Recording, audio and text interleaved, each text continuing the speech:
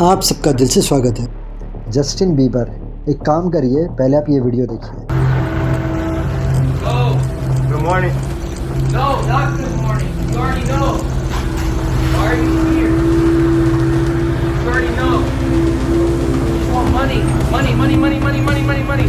Money, get out of here, bro. Money. All you want, you don't care about you. All you want is money. Go, get out of here. All you guys want is money. Money, money, money, money, money. Money, money, money. Get out of here, bro. Get out of here, money. That's all you care about, money? That's all you care about, guys. What do you know It's about money. You don't care about people. Only money. Only money. No people. You don't care about human beings. Go. Go. Go. अब Justin Bieber money money money money money money money money money money ये क्यों बोल रहा है, इसके पीछे बहुत बड़ा कारण है। जस्टिन बीबर बॉर्न होता है, उसके बाद बहुत यंग एज में उसे सक्सेस तो मिलता है, बट सक्सेस के साथ आते हैं बुरे लोग। जस्टिन की मॉम थी साथ में, बट जो बुरे लोग थे वो किस तरीके से जस्टिन को अपने पंजे में लेते हैं और जस्टिन किस तरीके से उनके पंजे में आते जाता है।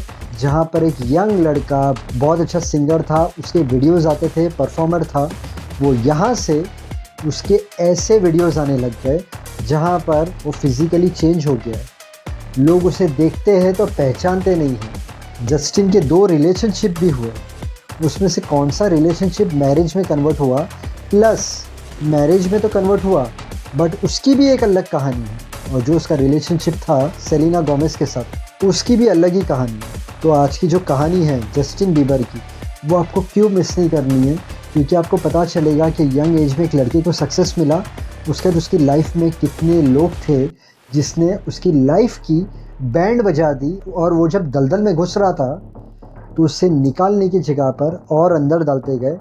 बट एक दिन ऐसा एक मिरेकल होता है कि वो कमबैक करता है। तो आज की जस्टिन बीबर की कहानी हर इंसान को देखना ज़रूरी है कि कामयाबी मिलने के बाद क्या क्या चीज़ें हैं जो आपको करनी चाहिए, क्या क्या चीज़ें हैं जो आपको नहीं करनी चाहिए। आज की कहानी आपको आपके लिए देखनी है, इतनी भी मिस मत करना। हम कहानी चालू करते हैं।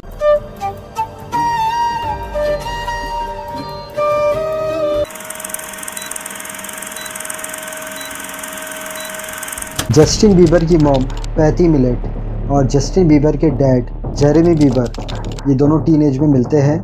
इनका लव होता है। पैटी मिलेट, जस्टिन की मॉम, प्रेग्नेंट हो जाती है, बट जेरेमी, जस्टिन के डैड को इतने जल्दी बाप नहीं बनना था, फादर नहीं बनना था, इसलिए वो लोग का ब्रेकअप हो जाता है।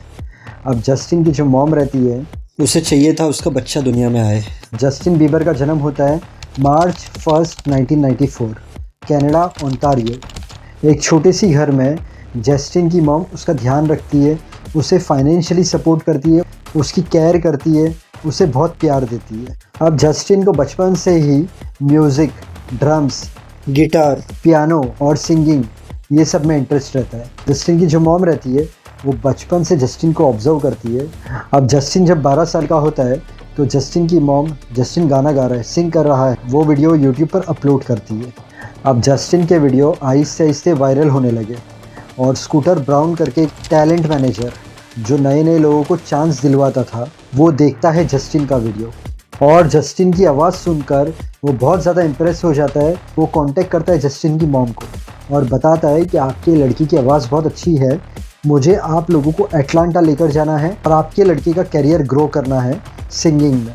जस्टिन की मॉम यूट्यूब पे वीडियो इसलिए डाल रही थी ताकि जस्टिन ग्रो करे।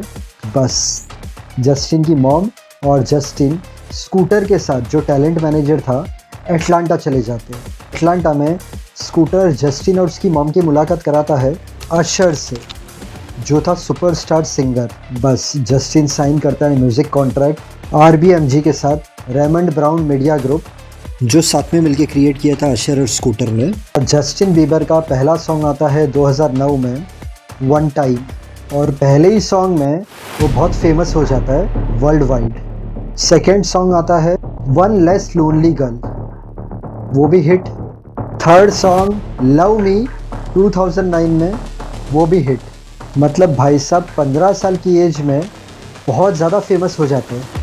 अब स्कूटर ने ही जस्टिन को चांस दिलाया। जस्टिन 13 साल का था, तब से स्कूटर ही उसका मैनेजर था, उसकी सब चीज़ों को मैनेज करता था। 15 साल 2 साल में तो जस्टिन काफ़ी आगे बढ़ गया।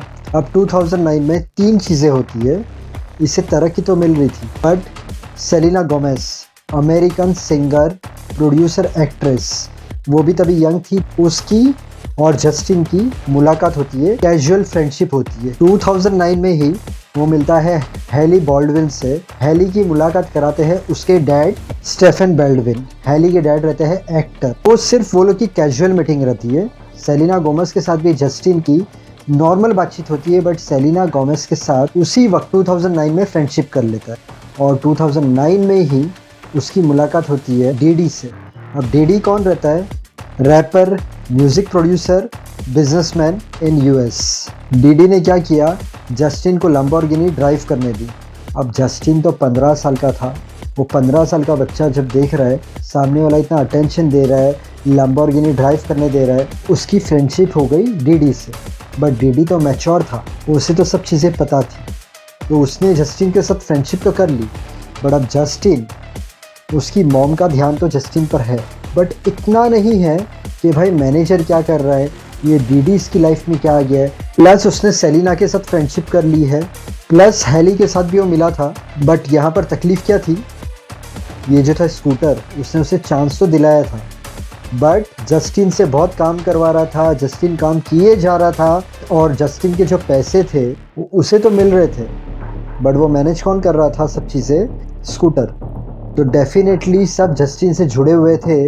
जस्टिन समझ रहा था प्यार के वजह से स्कूटर भी मुझसे प्यार करता है, बट जस्टिन को पता नहीं था कि सिर्फ पैसे के वजह से, फेम के वजह से जस्टिन से लोग जुड़े हुए थे, जो जस्टिन को आगे चल के पता चलता है। हालांकि डीडी था, वो भी जस्टिन को फिर पार्टीज़ में लेके जाने लगा। मतलब जहाँ पर एक लड़की का कैरियर बन रहा है, वहाँ पर कोई उसे यूज़ कर रहा है, तो कोई उसे गलत रास्ते बता रहा है, और वो भी गलत रास्ते पर चलते जा रहा है। कोई उसे ठीक से गाइड नहीं कर रहा था, सही गलत नहीं बता रहा था। अब आता है 2010। जस्टिन का सॉन्ग फेमस होता है दी बेबी। जस्टिन का सॉन्ग फेमस होता है never say never. Plus Justin की डॉक्यूमेंट्री आती है नेवर से नेवर। इसके साथ जस्टिन वर्ल्ड टूर करता है, जो 2011 में भी कंटिन्यू रहती है। 2011 में वो ऑफिशियली अनाउंस कर देता है सेलिना और उसके रिश्ते के लिए, और सेलिना और जस्टिन को पावरफुल कपल कहा जाता था। अब आता है 2012, जब वो उसकी मॉम को एक नया घर लेकर देता है। बट फेम ज़्यादा बढ़ गया था, भाई साहब पार्टी करते थे, लेट आते थे। आहिस्ता आहिस्ता वो चेंज होने लगा था, और आहिस्ता आहिस्ता उसे समझ में आने लगा था कि लोग उसका यूज़ कर रहे हैं, लोग उसे अलग गलत सलाह दे रहे हैं। बट अभी तक वो कंफर्म नहीं हुआ था। फ़िलहाल वो इन्वॉल्व हो गया था एक अलग ही वर्ल्ड में, जहाँ पर वो लोगों से मिलता, पार्टी करता, ड्रग्स भी लेना चालू कर डाला था उसने। और आहिस्ते आहिस्ते उसे ये लगने लगा कि यार मेरी मॉम ये सब देख रही है, मैं रोज़ रात को लेट आ रहा हूँ, सब चीज़ें हो रही है। तो उसने उसकी मॉम से डिस्टेंस बना लिया। मतलब उसकी मॉम उससे अलग रहने लगी और ये अकेले रहने लगा। तो अब क्या हो गया, जहाँ पर मॉम का थोड़ा ध्यान था जस्टिन के ऊपर, तो अब मॉम तो अलग हो गई है। मॉम केयर करती है, बट उसने ही अपने आप को मॉम से दूर कर लिया है। प्यार बहुत करता है, बट उसे ऐसा है कि नहीं यार, मैं रोज़ पार्टी करके आता हूँ, कभी मैं ड्रंक रहता हूँ, कभी क्या रहता हूँ, तो मुझे नहीं चाहिए कि मेरी मॉम मेरे पास रहे। तो मॉम तो अलग हो गई थी, मॉम का ध्यान था बट कम ध्यान था। मॉम प्रे करती थी कि उसके साथ सब चीज़ें सही हो, और सेलिना के साथ इसका रिलेशनशिप ऊपर नीचे हो रहा था। 2014 आता है, भाई साहब रेस कर रहे हैं रोड पर, भाई साहब ने पी है, ड्रग्स लिया है, एक्सपायर लाइसेंस है, पुलिस उसे पकड़ती है, पुलिस के साथ रूड बिहेवियर करता है, पुलिस उसे अरेस्ट कर लेती है जस्टिन को, और $2,500 देने के बाद उसे बेल मिल जाती है। बट वो जो टाइम पीरियड रहता है जब वो अरेस्ट हुआ, उसकी बहुत बड़ी न्यूज़ बनी, उसके बाद वो काफ़ी चेंज होने लगता है। वो समझ जाता है कि उसके जितने दोस्त थे वो सिर्फ उसके साथ थे पैसे के लिए। जो मैनेजर था वो भी उसे सिर्फ यूज़ कर रहा था, मतलब कंटिन्यू वो शो करते जा रहा था। जस्टिन को कभी रेस्ट नहीं मिलता था, तो वो समझ गया था कि बस मेरे मैनेजर को भी क्या चाहिए, मैं सिर्फ काम करते रहूं, पैसे आते रहे और वो भी बड़ा बनता जाए। तो जस्टिन जो था उसे अंदर ही अंदर बहुत हर्ट होने लगा। उसने एक भी इंटरव्यू में स्कूटर का या डीडी का नाम नहीं लिया है, बट उसने जब ये स्टेटमेंट पास किए तो लोगों को लगा वो स्कूटर के बारे में कह रहा है। जस्टिन बीबर की ये एक पिक डीडी के साथ बहुत वायरल हुई थी और उस पर थोड़े टाइम के बाद जस्टिन ने क्लैरिफाई किया था कि वो विक्टिम नहीं है। अब जस्टिन की लाइफ में बहुत सारी चीज़ें चल रही थी, उसे धोखे मिल रहे थे, वो फ्रस्ट्रेट हो गया था, पूरी तरीके से ड्रग्स में इन्वॉल्व हो गया था और इसका असर पड़ता है जस्टिन और सेलिना के रिलेशनशिप पे। उनका रिलेशनशिप टॉक्सिक हो जाता है, दोनों में ट्रस्ट इशू हो जाते हैं और फाइनली 2014 में दोनों का ब्रेकअप हो जाता है। ब्रेकअप के बाद जस्टिन की लाइफ और मैस हो गई। वो जितना ड्रग्स लेता था उसका डबल ड्रग्स लेना उसने चालू कर दिया और इसका रिजल्ट ये आता है, पब्लिक प्लेस पर जाकर पी कर देता था, कभी वो पापाराजी पर भड़क जाता था, कभी वो फैंस पर भड़क जाता था, मतलब वो टोटली चेंज होने लगा था। 2015 में इसने डेट किया हेली को। 2015 से 2016 तक ये लोग डेट करते मिलते, बट उसके बाद ये लोग का ब्रेकअप हो गया।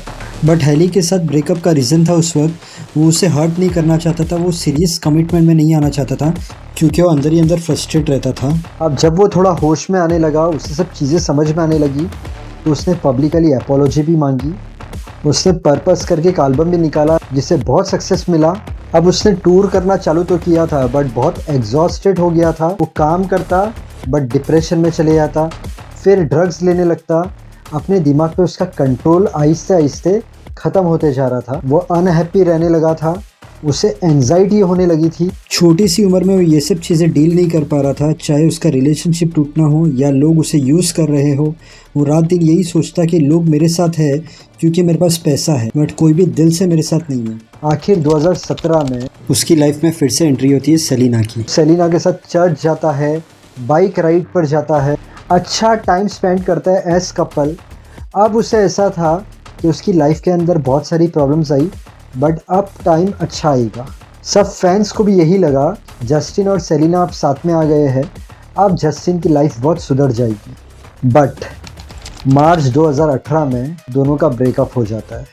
एक रीज़न तो ये था कि सेलिना की मॉम डिसअप्रूव कर रही थी जस्टिन को, बट दोनों मिले थे तब दोनों के बीच में प्यार तो था, बट फिर से बातों में डिसएग्रीमेंट होने लगे, छोटे मोटे आर्ग्यूमेंट होते थे और फाइनली जस्टिन ने भी ये सोचा कि प्यार है बट ये रिश्ता आगे नहीं चल पाएगा और सेलिना की भी यही सोच थी कि मैं भी अभी कैरियर पे ध्यान देती हूँ और दोनों कंफर्म हो गए, दोनों एक दूसरे के साथ ज़िंदगी नहीं बिता सकते। 2018 में उसका ब्रेकअप हुआ और 2018 में ही फिर से उसे मिलती है हेली। हेली उसे ज़िंदगी के उस मोड़ पर मिलती है जब वो पूरी तरीके से टूट चुका था। वो अपने आप को कन्विंस करता है कि हेली वो लड़की है जिसके साथ वो पूरी लाइफ बिता सकता है। हेली के साथ वो जुलाई 7, 2018 को एंगेजमेंट करता है। उसके बाद सितंबर 13, 2018 को वो हेली से शादी करता है। अब शादी का जो पहला साल रहता है फिर से उसे ट्रस्ट इशू होते हैं क्योंकि उसके दिमाग में यही सब चीज़ें चल रही थी। पास्ट में उसने लोगों पर ट्रस्ट किया, लोगों ने बिट्रे किया, तो उसके और हेली के आर्ग्यूमेंट भी होते हैं। तो पहला साल ये दोनों का बहुत टफ जाता है। वो लोग के बीच में आर्ग्यूमेंट होती है, नॉर्मल कपल की तरफ फाइट्स होती है। तो पहला साल ये लोग का बहुत ख़राब जाता है। 2020 में उसकी एल्बम आती है चेंजेस, 2021 में उसकी एल्बम आती है जस्टिस। यहाँ पर काम चल रहा है, प्लस ड्रग्स भी चल रहा है, प्लस मैरिज की इश्यूज भी चल रहे हैं। 2022 में जस्टिन का पार्शियल फेस लिटिल पैरालिसिस हो जाता है आइज़ और माउथ पर। एक आई से वो ब्लिंक नहीं कर सकता था और यहाँ से वो स्माइल नहीं कर सकता था। वो रेस्ट मोड पर आ गया था, थेरेपी ले रहा था और ऊपर वाले को प्रे कर रहा था। थोड़े समय बाद वो ठीक होने लगा। 2023, 2024 के अंदर वो बहुत प्राइवेट हो गया, स्पिरिचुअल हो गया। म्यूज़िक इंडस्ट्री में इन्वॉल्वमेंट था बट बहुत ज़्यादा नहीं। अब आता है वो दिन जो जस्टिन को चेंज करता है। अगस्त 22, 2024 जस्टिन के घर एक बेबी बॉय, एक लड़का पैदा होता है जिसका नाम रखा जाता है जैक, और उसके आने से जस्टिन की लाइफ चेंज हो जाती है। जस्टिन फिर से इन्वॉल्व हो जाता है म्यूज़िक के अंदर, उसके कैरियर के अंदर। उसका और उसकी वाइफ के बीच में जो आर्ग्यूमेंट्स होते थे, झगड़े होते थे, वो काफ़ी कम हो जाते हैं। और 2025 में जस्टिन के सॉन्ग्स आते हैं, feeling better, I just need you, lost love, मतलब वो फिर से खड़ा हो गया। इस कहानी से हमें सीखने मिलता है कि आपके पास जब सक्सेस आता है, फेम आता है, उस वक्त आपको सिर्फ उसी नशे में कूदना नहीं है, आपको सही और गलत पता होना बहुत ज़रूरी है। और जो इंसान आपको सही बताएगा उसे अपने पास रखो। तू बोर कर रहा है यार, तू ज्ञान दे रहा है, ऐसे करके उसे हटाओ नहीं, क्योंकि आपके सक्सेस के वक्त अच्छे इंसान आपके आसपास होना बहुत ज़रूरी है। क्योंकि जो गलत लोग हैं वो तो आपको और दलदल में घुसा देंगे। आप अगर पहली बार आए हो मेरे चैनल पर तो यहाँ पर मैंने थंबनेल डाला है। मेरे चैनल पर आपको ऐसी सच्ची कहानियाँ मिलेगी, सस्पेंस, मिस्ट्री, टाइम ट्रैवलर की स्टोरी, एक्टर्स की लाइफ स्टोरी, हॉरर स्टोरी। तो आप ये सब कहानियाँ जाकर देखना, आपको अच्छी लगेगी।